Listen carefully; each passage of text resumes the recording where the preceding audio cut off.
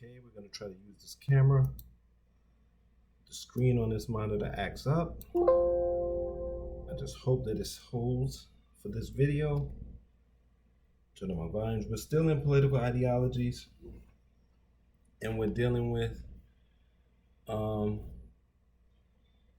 green ideology, environmentalism. Oh man, they doing construction work? Hold on 1 minute.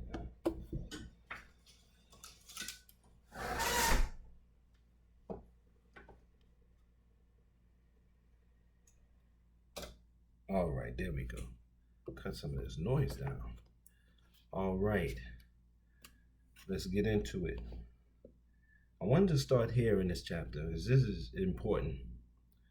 From having to being. Green ideology seeks not only to revise conventional moral thinking, but also to reshape our understanding of happiness and human well-being.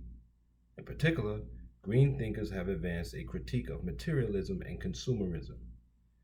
Consumerism is the psychocultural phenomenon whereby personal happiness is equated with the consumption of material possessions, giving rise to what the German psychoanalyst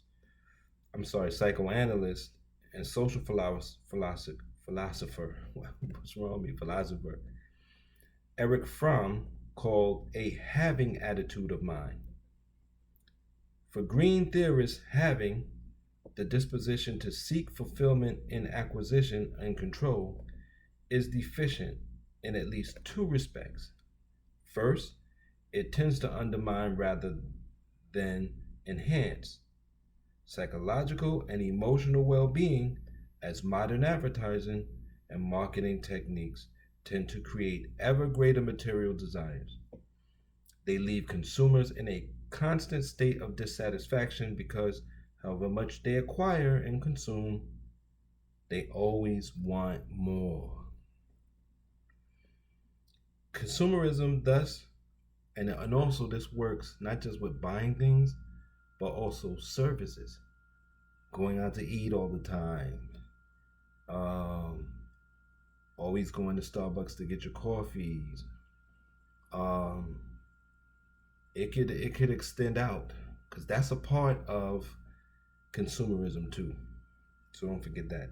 Consumerism thus works not through the satisfaction of desire, but through the generation of new desires, keeping people in an unending state of neediness, want, and aspiration.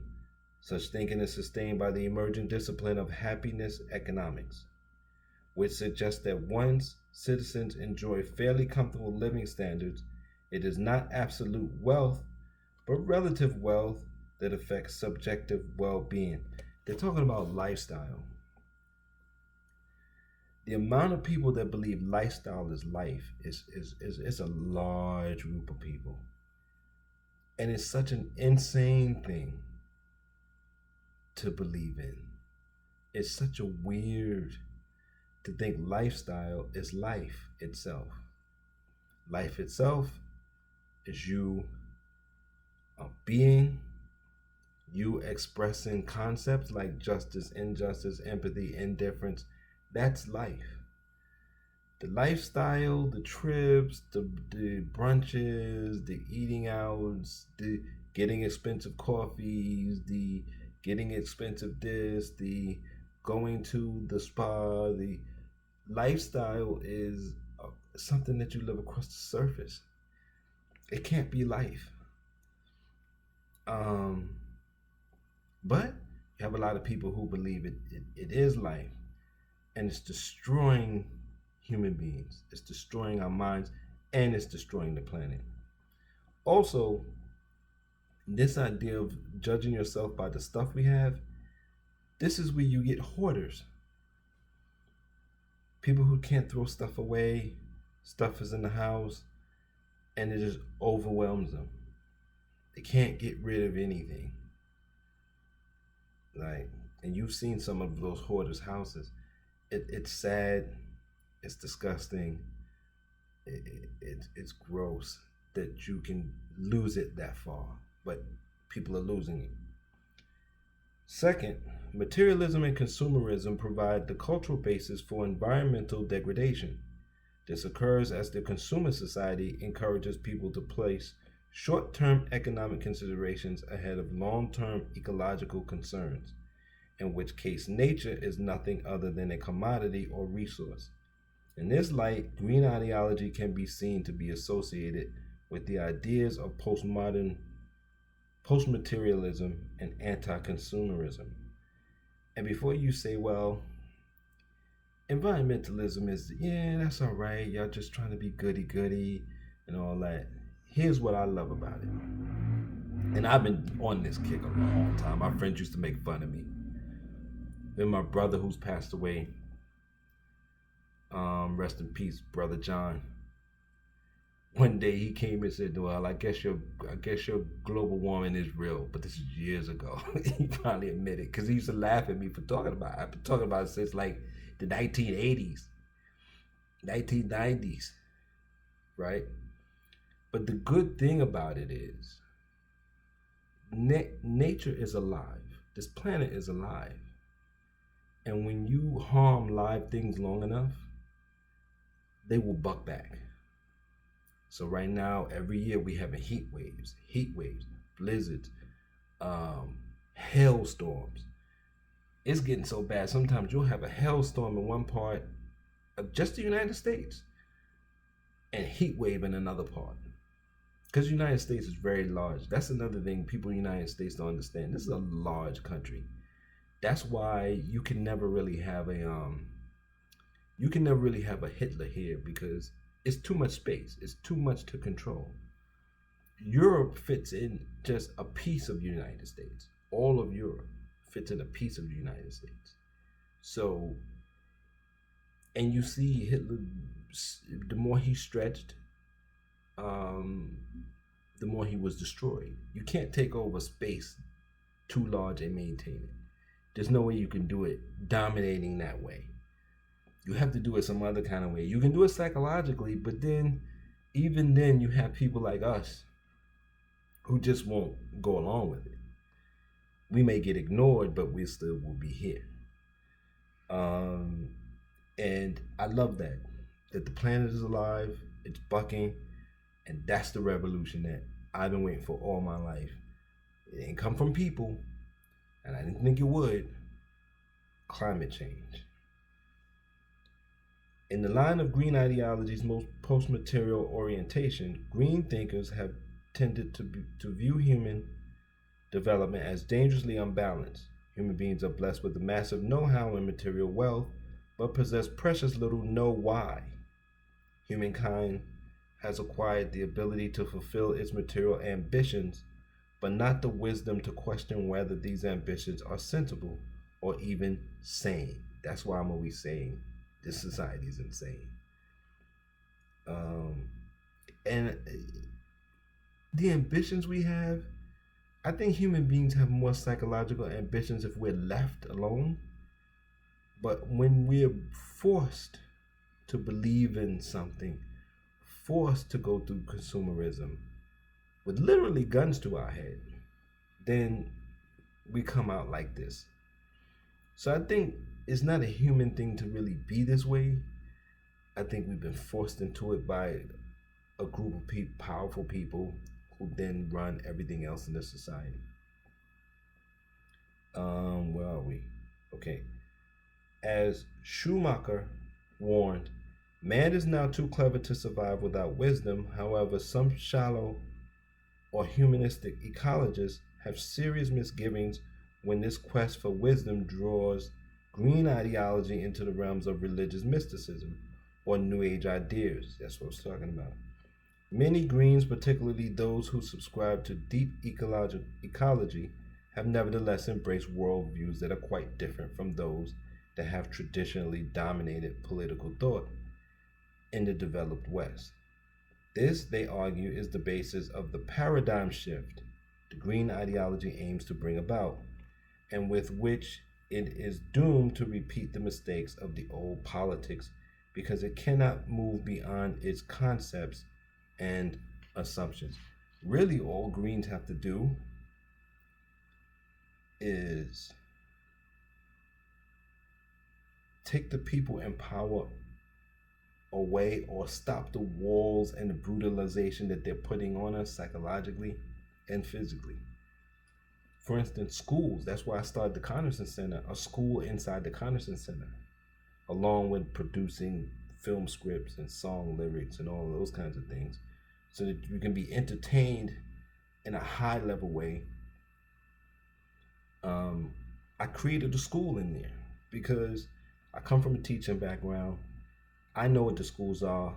I was in the system before they threw me out for teaching too much. That's literally what the person told you. You're teaching them too much in high school. So, and this was a black woman who told me and fired me for it. So there you go. These are the kinds of things we need to do. And we're getting that anyway because the powers that be don't even want to run those things anymore. They feel like they're so powerful, they don't have to brainwash you through schools anymore. They have advertising, they have social media and those kinds of things. So you're going to see schools closing down, going to remote learning and those kinds of things. And that will be your chance to use sites like this and sites like mine and organizations and institutions like mine to really learn, and for your young people to really learn. In their search for an alternative model of human well-being, green theorists have generally emphasized the importance of quality of life issues and concerns, thereby divorcing happiness from a simple link to material acquisition. Such thinking is taken most seriously by eco-anarchists, eco-feminists, and especially deep ecologists. In the line of Fromm, they have been more willing to contrast having with being, the latter representing satisfaction that is derived from experience and sharing, leading to personal growth, even spiritual awareness. The key feature of being is an attitude of mind, is that it seeks to transcend the self on individual ego and to recognize that each person is intrinsically linked to all other living things, and indeed to the universe itself. The Australian philosopher Warwick Fox claimed to go beyond deep ecology in embracing transpersonal ecology.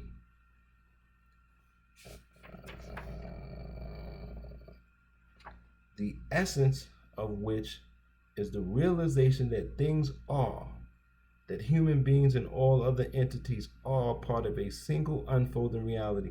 Quantum physics is kind of there too. So science really kind of bears this out. For Nace, self-realization is attained through a broader and deeper identification with others. Such ideas have often been shaped by Eastern religions, most profoundly by Buddhism. Buddhism is very close to quantum physics, I think, which has been, I shouldn't say very close, but has similarities, I should say, which has been portrayed as an ecological philosophy in its own right. One of the key doctrines of Buddhism is the idea of no self. The notion that the individual ego is a myth or a delusion, and that awakening or enlightenment involves transcending the self and recognizing the oneness of life.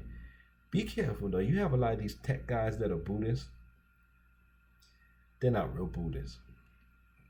What they do is say, oh, Buddha says, Buddhism says the material world is not real anyway, so it don't really matter if people are living on the streets and all that kind of stuff, and that we have billions of dollars and homes everywhere. All that really doesn't matter.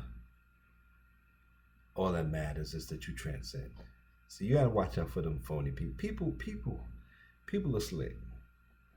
But you hoarding and allowing people to be on the street means that you can't reincarnate into nirvana, if you really believe in that, in the Buddhist, because you have all these attachments.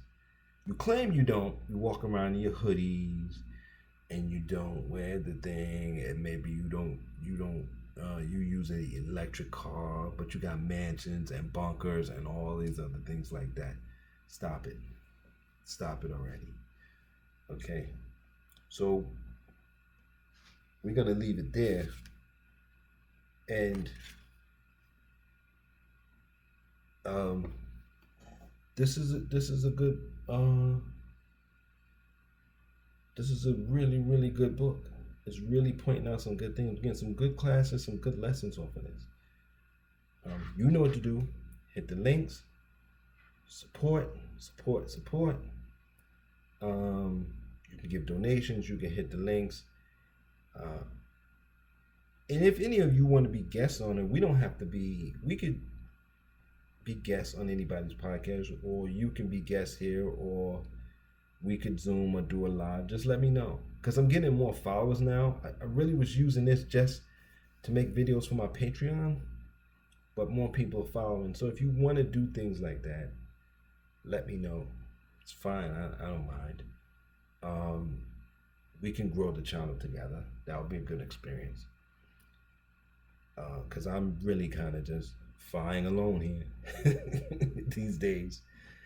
Other than, sharing knowledge with you, and sometimes you will comment on it. Take care. Be safe. And it's going to be a rough summer. So just watch out for yourself, and watch out for your people, and just be careful.